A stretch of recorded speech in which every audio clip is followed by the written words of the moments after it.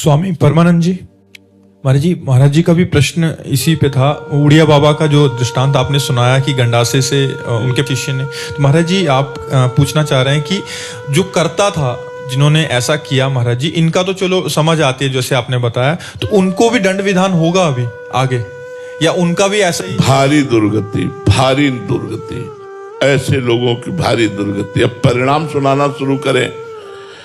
आत्मा प्रकाश स्वामी जी को जिन्होंने मारा, स्वामी जी ने नाम नहीं लिया, लेकिन 2-3 महीने बाद वो ऐसे पागल होकर चीख चीख करके कहते थे मैंने स्वामी जी को मारा, मैंने स्वामी जी को मारा। पागल हो गए, मैंने स्वामी जी को मारा। परमानंद स्वामी जी को जिसने जहर दिया, जगदीश्वरानंद शिष्य था, ऐसे आंख पलक बनना बंद हो गई।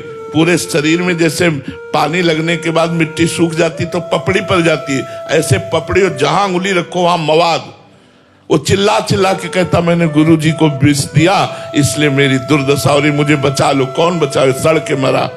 जब वहां सैनपुर में थे तब खबर आई कि मरा, जगदीश्वरानंद मर गया।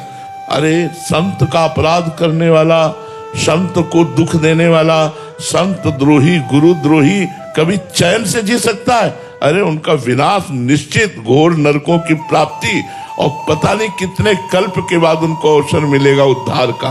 नरकों में भूंजे जाते हैं ऐसे लोग, प्रेत योनि को प्राप्त होते हैं, दुखमय योनियों को प्राप्त होते हैं। संतों को मारना पीटना ये सब। अब आप बताओ, पाल घर में दिन का समय मान लो संध्या है, सैकड़ों लोग गांव के लोग हो, वो बबर शेर तो नहीं था ना, क्यों खा जाएगा सबको? साधु वेश था। अगर तुम्हें लगता है बच्चा चोर है, तुम्हें लगता है ये ठीक नहीं है, तो फिर अगर दंड विधान लायक लगते हैं तो सरकार को सौंप दीजिए। बिल्कुल निरपराध संतों को दौड़ा दौड़ा के मार डाला। क्या अपराध था उन संत का? कोई कहते बच्चा चोर है तो तुम मान लोगे? अरे उनको हम कह रहे बैठा लो, पूरी रात उनकी जानकारी करो, जहां से आए हैं वहां से जानकारी करो। ऐसे कैसे मार डाला? दौड़ा दौड़ा के जिंदा मार डाला उनको। ये क्या है? इस विषय पर जाने पर हृदय दुखी हो जाता है। ऐसे संतों को पीड़ा दी गई, क्या भगवान नहीं देख रहे थे? तब यही कहना होता है कि वो स्वयं में लीला करके दिखाते हैं। जा रहे हैं तो उनके चरणों में बाण मार रहा है, बहेलिया बाण मार रहा है। एक परब्रह्म परमात्मा की अंतर ध्यान लीला इस तरह से हो रही जगदीश्वर द्वारिकाधीश की कि उनके दाहिने चरण पर बाण मार रहा है, और भगवान पर। तो ये भगवान की लीला ही है।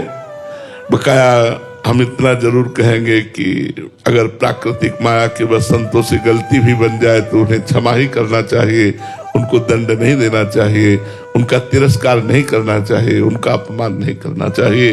वो भगवत स्वरूप है। कोई मायाकृत लीला बन भी जाए तो नमस्कार ही करना चाहिए। महाराज जी अभी साधारण जीव कोटि में आते हैं, ये तो महापुरुषों की बात होगी। तो महाराज जी उसमें अगर कोई हमें आक्रमण कर रहा है, दुर्व्यवहार कर रहा है, या ऐसा हमारे साथ प्रतिकूलता का व्यवहार कर रहा है, तो इसमें कर्ता का क्या दोष महाराज जी? उसको दंड विधान वो हमारे ही विधान से आया है क्या? उसका विधान में? हाँ, जैसे कर्म से प्रेरित होकर के आप हमसे, हमारा कर्म आपको प्रेरित कर रहा है कि आप हमें मारो, हमारा प्रारब्ध है, तो आप विवेक के द्वारा रोक सकते हैं उसे। अगर नहीं रोके तो आप क्रियमाण के कर्ता भी बन गए, उसका तो प्रारब्ध भोग हो गया, आपका क्रियमाण बन गया, आपको दुर्गति भोगनी पड़ेगी। विवेक के द्वारा आए हुए वेग को रोका जा सकता है। हमारा प्रारब्ध है कि हम ये करें, तो हम विवेक के द्वारा उसे रोक सकते हैं। प्रारब्ध इतना बलवान नहीं जितना विवेक बलवान है। विवेक भगवत प्राप्ति कराता है, विवेक सत्संग के द्वारा प्राप्त होता है, संतों के संग के द्वारा प्राप्त होता है। ऐसा नहीं कि मेरा प्रारब्ध है पिटने का और आप मुझे पीट रहे तो आप निर्दोष हैं। आप हमारे भारतीय कानून में भी दोषी हैं और भागवतिक कानून में भी दोषी हैं। दोनों में दोषी पाए जाएंगे, क्योंकि आप विवेक के द्वारा रोक सकते थे, लेकिन आपने क्रोधावेश में आकर दंड दिया, तो उनका तो प्रारब्ध निपट गया, आपका क्रियमाण बन गया, अब आपको भोगना पड़ेगा।